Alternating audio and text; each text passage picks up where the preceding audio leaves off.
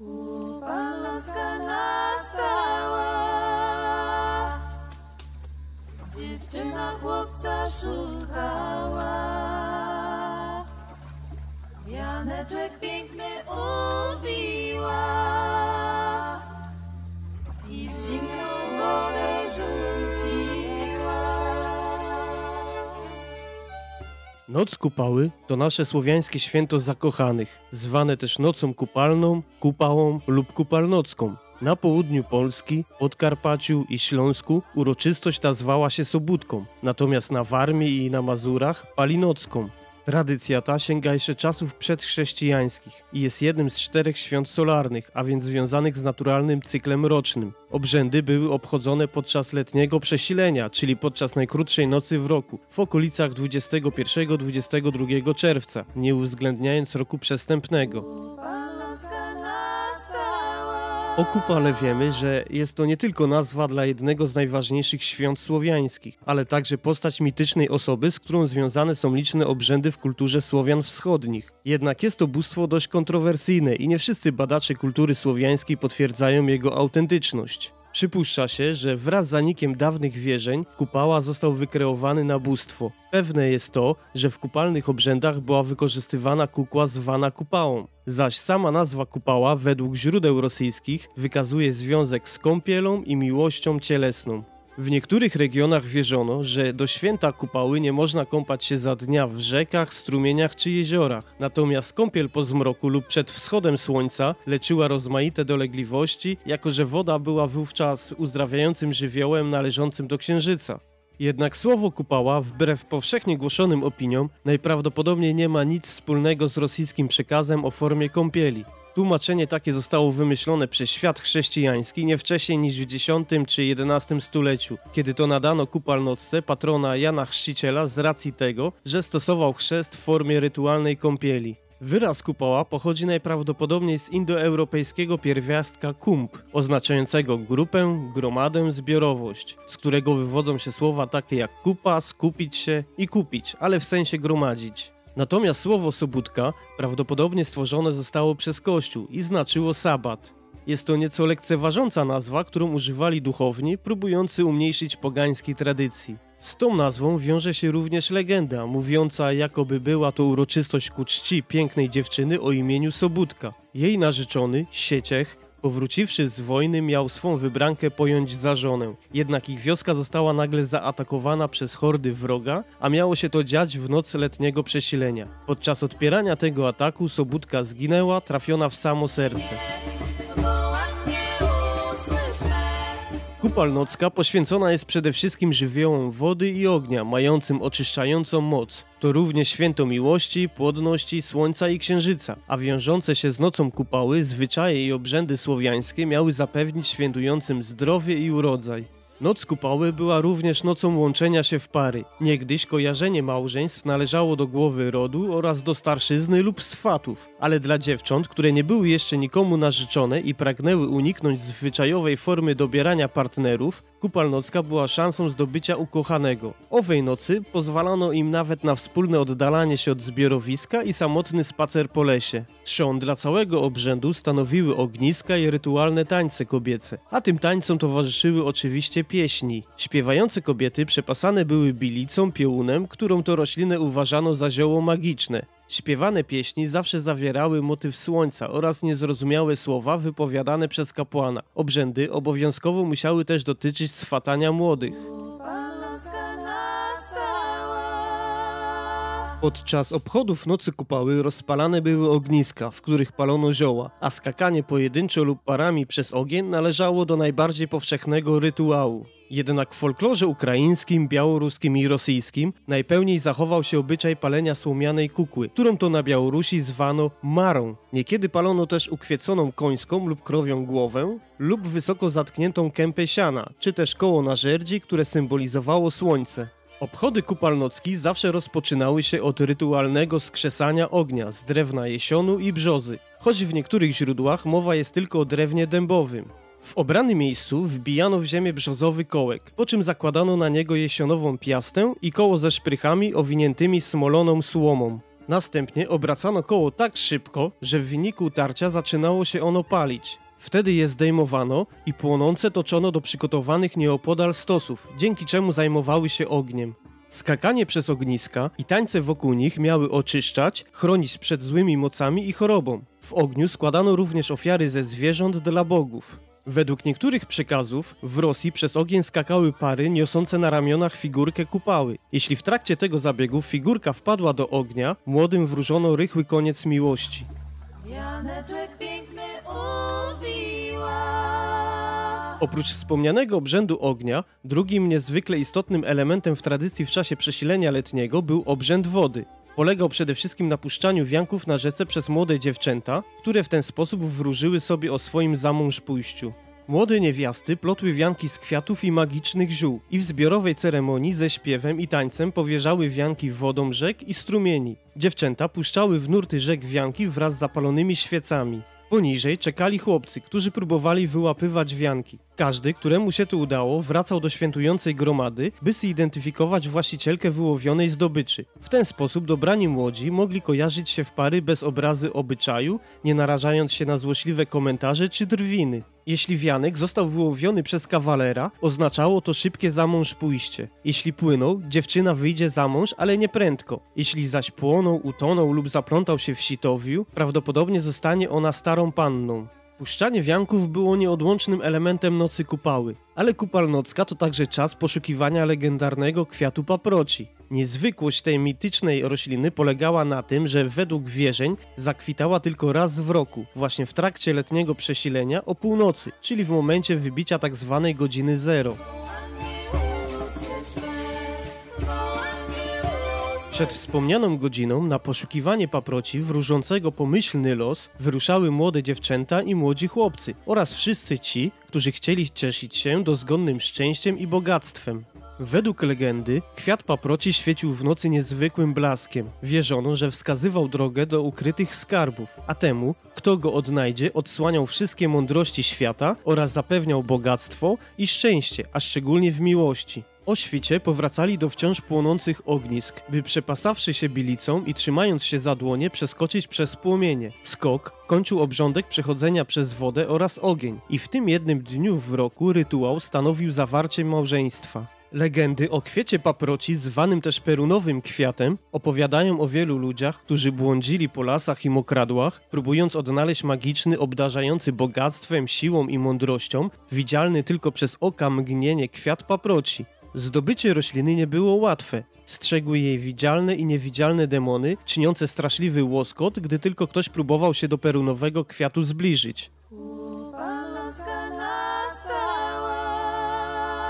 Poza skakaniem przez ogień i szukaniem kwiatu paproci, w noc Kupały odprawiano również rozmaite wróżby, bardzo często związane z miłością, które miały pomóc poznać przyszłość. Wróżono ze zrywanych w całkowitym milczeniu kwiatów polnych i z wody w studniach. Wróżono z rumianku i z kwiatów dzikiego bzu, z cząbru, ze szczypiorku, z 7-letniego krzewu kocierbki, z bilicy i z innych roślin. Powszechnie wierzono też, iż osoby biorące czynny udział w kupalnocnych uroczystościach przez cały rok będą żyły w szczęściu i w dostatku. Informacje na temat obchodów Nocy Kupały są dosyć skąpe z racji z tego, że Kościół próbował te obchody początkowo zwalczać zarówno własnymi środkami, jak również za pośrednictwem zakazów i kar ogłaszanych przez władców świeckich. Z całą pewnością można powiedzieć, że zwyczaj obchodów Nocy Kupały był bardzo mocno zakorzeniony na słowiańszczyźnie. Kościół, nie mogąc wykorzenić pogańskich obchodów wywodzących się z wierzeń słowiańskich, podjął próbę zasymilowania świąt z obrzędowością chrześcijańską, nadając im sens i symbolikę chrześcijańską poprzez nawiązanie dokonywanych tej nocy rytualnych kąpieli z ewangelicznym chrztem z wody udzielanym przez Jana Chrzciciela. Stąd późniejsza Wigilia Świętego Jana, potocznie zwana Nocą Świętojańską, posiadała wówczas wiele zapożyczeń ze święta pogańskiego, lecz obchodzona była nieco później, w nocy z 23 na 24 czerwca. W wyniku tych działań obchody kupalnocki stopniowo zaczęły zanikać i ulegały zapomnieniu bądź zniekształceniu już w okresie XII-XV wieku, by odrodzić się w drugiej połowie XVI stulecia wraz z nadejściem epoki głoszącej powrót człowieka do natury oraz do tego, co dawne i pierwotne. Misja chrystianizacji Kupalnockiej nigdy nie zakończyła się pełnym powodzeniem. Mimo zaniku pradawnej pogańskiej wiary, obrzędy kupalnocne przetrwały próbę czasu. Noc Kupały to poważne święto w kalendarzu religijnych polskich rodzimowierców. W odróżnieniu do Nocy Świętojańskiej, która jest obchodzona w Wigilię imienin Jana, czyli z 23 na 24 czerwca, Noc Kupały odbywa się w rzeczywistym czasie letniego przesilenia. Podczas Kupalnocki w rytuałach wzywa się opieki Swarożyca. Ogień jest świętym żywiołem, dlatego wierni oczyszczają się właśnie poprzez skoki nad ogniem. Podczas rytuału składa się także obiady, czyli ofiary z miodu pitnego i plonów ziemi. Przewodniczący obrzędowi kapłani wznoszą toasty za urodzaj, płodność na cześć bogów i przodków, a następnie wrzucają ofiary do ognia.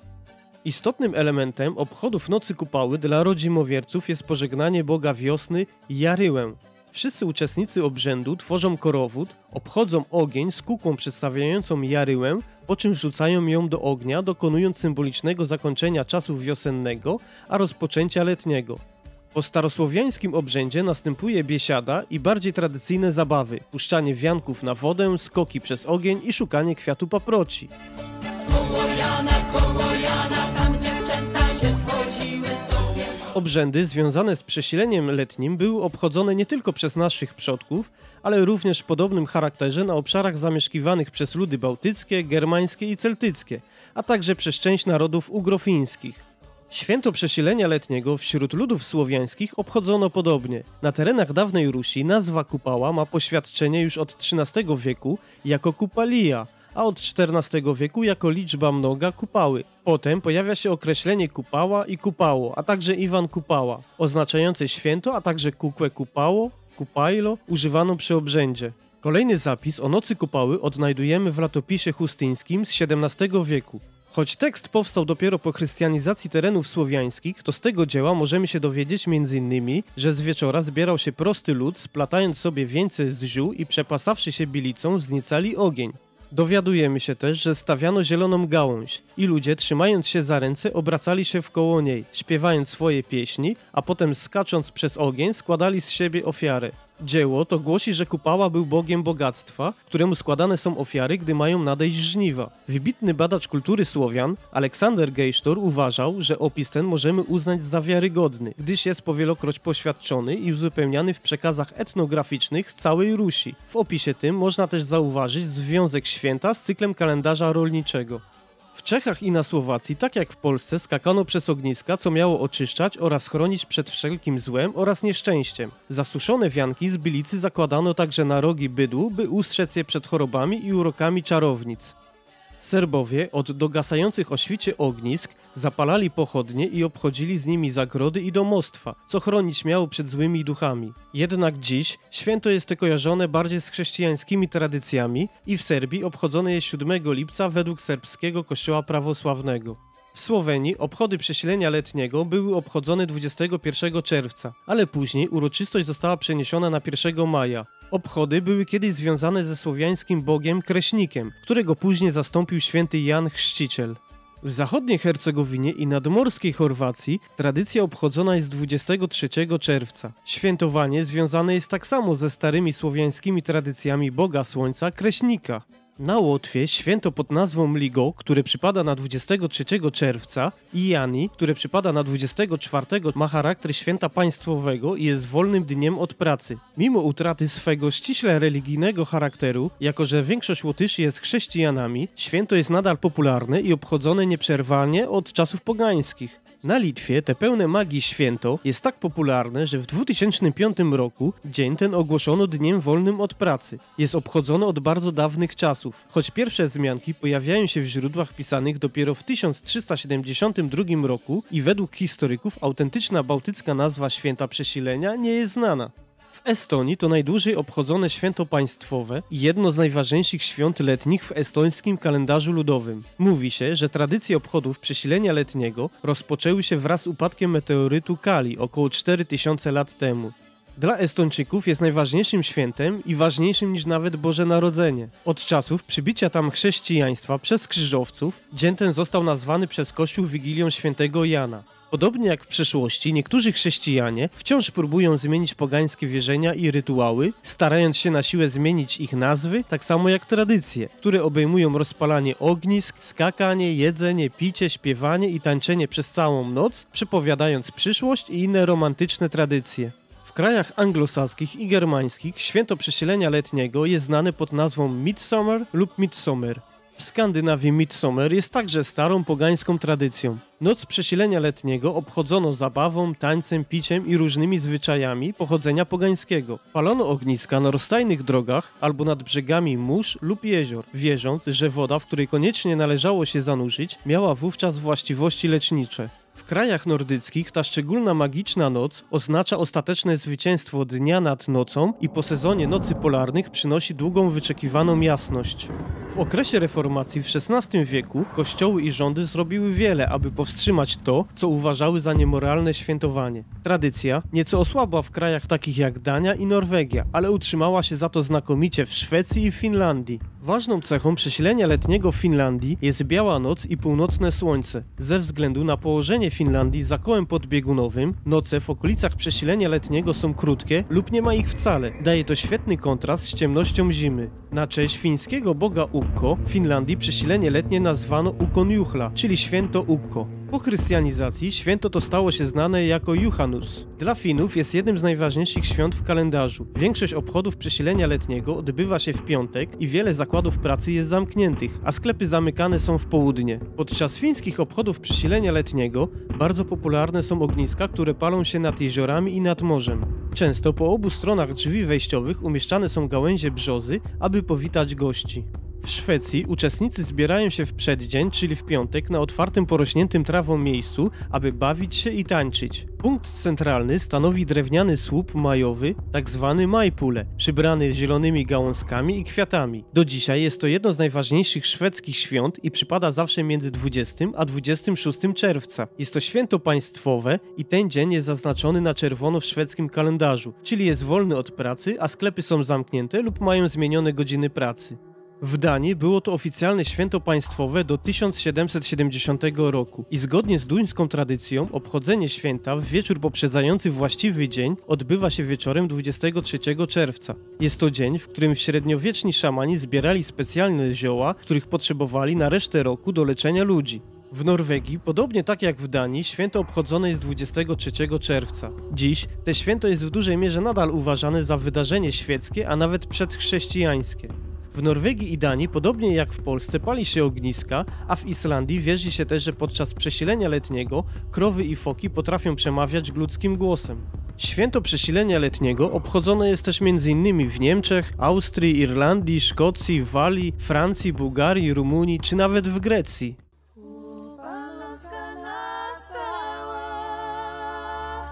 Dziś Noc Kupały przez wielu jest odbierana jako najbardziej słowiańskie ze wszystkich świąt. Niektórzy zwykli je nazywać mianem słowiańskich walentynek, jednak należy pamiętać o tym, że jest to miano raczej spłycające sens tego święta. W wielu miejscach położonych nad rzeką organizuje się puszczanie na wodę wianków, czemu najczęściej towarzyszą biesiady i występy lokalnych gwiazd. Coraz chętniej organizuje się także grupowe wyprawy w poszukiwaniu kwiatu paproci. Słowiańska Noc Kupały to czas magii i celebrowania bliskości z drugim człowiekiem. Warstwa symboliczna kupalnocnych zwyczajów jest bardzo głęboka i należy pilnować tego, by nie stały się one wyłącznie pretekstem do płytkiej wczesnoletniej zabawy, która tylko z pozoru czerpie inspirację z wiary naszych praojców. Kupalnocka nastała, dziewczyna chłopca szukała. Wianeczek piękny ubiła.